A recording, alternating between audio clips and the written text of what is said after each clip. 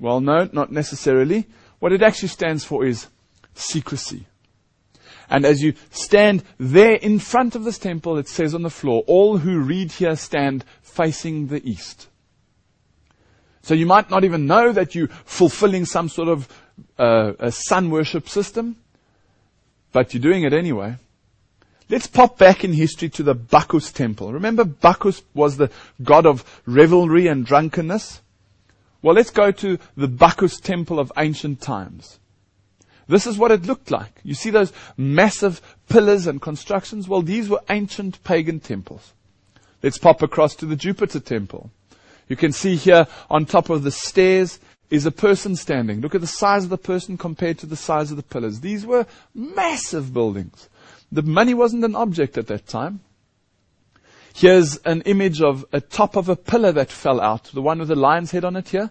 That's the top of a pillar. I'm going to zoom in and see, can you see anything? Do you notice anything on there? You see the swastika? Well, the Jupiter temple was just one example of a sun worship type temple. It was a place where they would worship all these pagan religions, including the sun. And the swastika was a symbol of sun worship. You'll see here on ancient Roman and post-Roman periods, the swastika was often used. It was used right down back throughout pagan history. The swastika is found all over the place as a symbol of sun worship. Let's now go back to Albert Pike's Lodge and have a look around. You'll see there on their regalia, you see the sun on the chest, in these garments that they wear. And then just stop for a moment and look up at the ceiling. As you look at the ceiling, you'll see up there, on the ceiling is the swastika of the sun symbol. Now, why would that be there? Well, all you have to do is turn a little bit around and you'll see the dragon on the side. Or if you go outside the temple, you'll see the sun god Ra with his wings outstretched to protect and look after the people. Freemasonry at the highest level is a method of sun worship. And it doesn't matter if the swastika is this way or that way. Just like they use the eye, the left eye or the right eye, the sun and the moon. Or Satan comes as the one who does good or evil, or is male or female. The swastika is that way or that way. It makes no difference. The Encyclopedia of Freemasonry says that those brethren who delight to trace our emblems to an astronomical origin find in the compass a symbol of the sun, and the circular pivot representing the body of the luminary and the diverging legs his rays. Hardly any of the symbols of Freemasonry are more important in their signification or more extensive in their application than the sun. The sun, too, as the regenerator or reviver of all things, is the phallic worship which made a prominent part of the mysteries. So this well-known triangle that you see, the compass with the set square, well, the compass, those down sides are the legs of the rays of the sun, with that disk in the middle being the sun, the luminary body itself, the illumination of Lucifer. The set square at the bottom, well, you just have to let your mind wander a little bit to figure out what that is, considering that the G in between is the generative principle. Have a look inside this temple with me, and the first thing that you'll see is the floor is covered with black and white squares. You'll also see as you walk down towards the front, in front of you sitting the worshipful master there on the east. On the right-hand side is the west, and on the left-hand side, do you remember what it was? It was the place of Masonic darkness, the north. And there you'll see there is no little altar or special chair. On the floor, you'll find the black and white squares with the set square and compass with the G for generative principle inside. Not only that, you'll see the symbol of the sun around it. So here you have all these symbols having esoteric hidden meanings understood only by the sages and the adepts, the bosses of Freemasonry, while the goyim, the cattle, the catechumen, don't have a clue what's going on.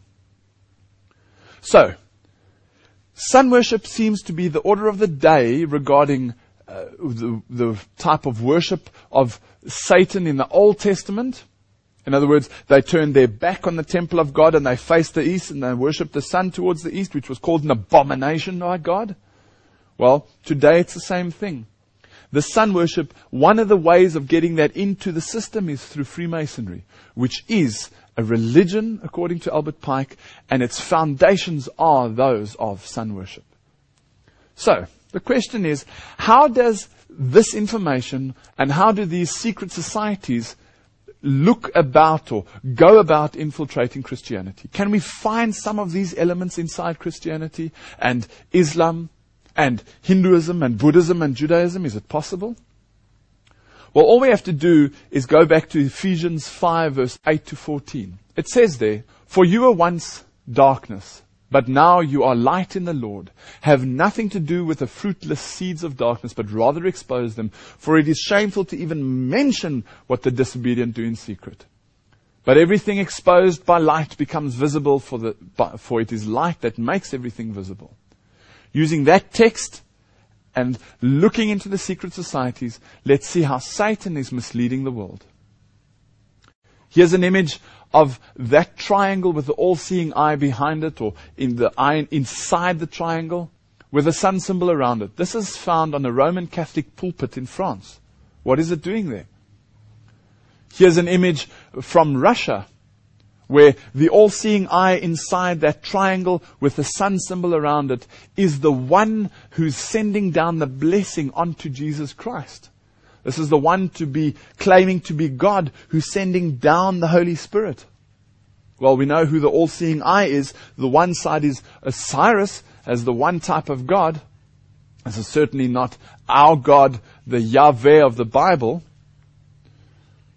An image also out of the Catholic Church, this image of the wandering bishops.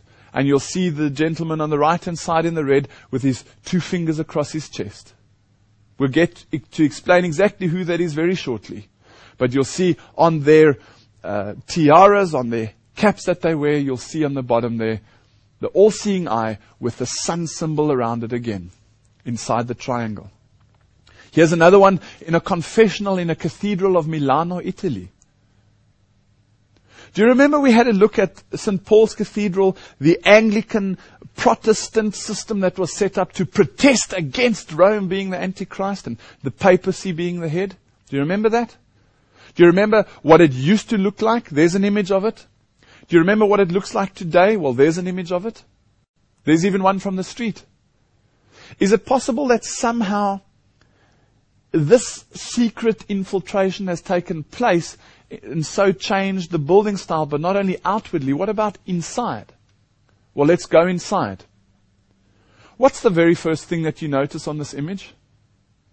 The black and white squares.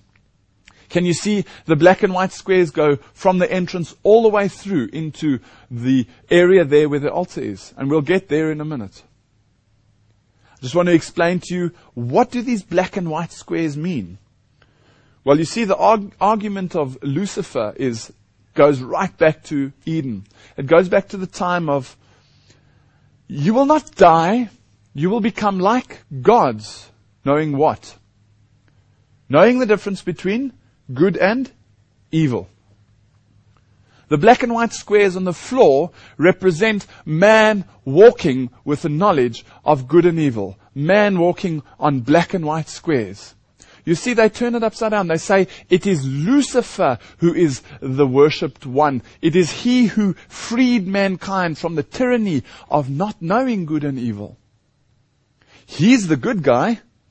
God is the bad guy for wanting to have kept this away from man. So now mankind can walk with the knowledge of good and evil, and that is represented through these black and white squares. Let's look for a moment up towards one of the almost in the ceiling, one of the arches, and what do we see? There we see the phoenix rising out of the ashes, which is the symbol given by Freemasonry to ordo ab chaos, order out of chaos. And above the phoenix you have the sun. In the mosaic on the floor in St. Paul's Cathedral, you also have these symbols of the sun with a face in it. And you have the bent rays and the straight rays. Not only that, you have the symbols of the sun and the moon. These are all embedded openly for everyone to see. And as you'll see in a later lecture, there's this explanation by symbols are everywhere. Some people understand them, most of people don't. So here people are walking through St. Paul's Cathedral not having a clue what they're walking over. Also, inside the Anglican Church you have the symbol of IHS. Whether it's in the baptismal bowl